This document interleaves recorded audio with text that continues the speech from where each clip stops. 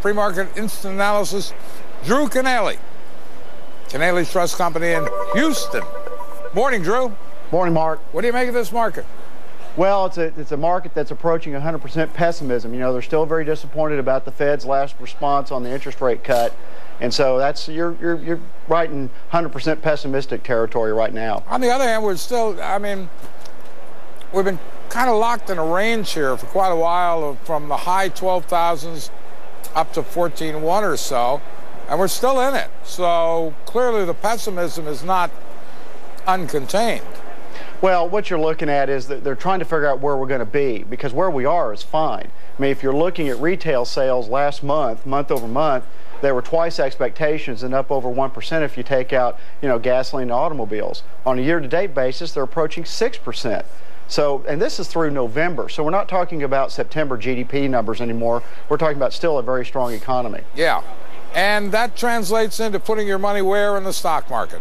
Well, you still want to be in the market. You still want to be in those businesses selling abroad because the dollar's weak. And remember, as the dollar declines, it's 6 to 12 months before you really have that trade advantage. So there's still a long way to go for our exports.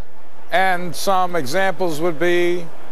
Well, I mean, anything that's selling abroad, if you look at, you know, the Coca-Colas, the Caterpillars, you know, anybody that has that advantage, they're going to continue to do well. United Technology, General Electric, etc. Keep going. Boeing, whoever it is. Boeing, great example, yeah. There we go. So yeah. it's all those things. And so as you look, as housing's declined, exports have increased, and that's been the offset, and that's the reason why you still have those strong GDP numbers. How about a little bargain hunting in the financials? Yeah, well, give them some time, because there's still so much concern centering around the financials, and the Fed is still not accommodating them. Really, the Fed policy is still very restrictive when you think about what it costs banks to borrow money versus what they can lend it. It's still a very restrictive environment from a banking standpoint. Well, you want the Fed to lower rates some more? Oh, you bet. They've got a long way to go. What about the perking up of inflation that we've seen?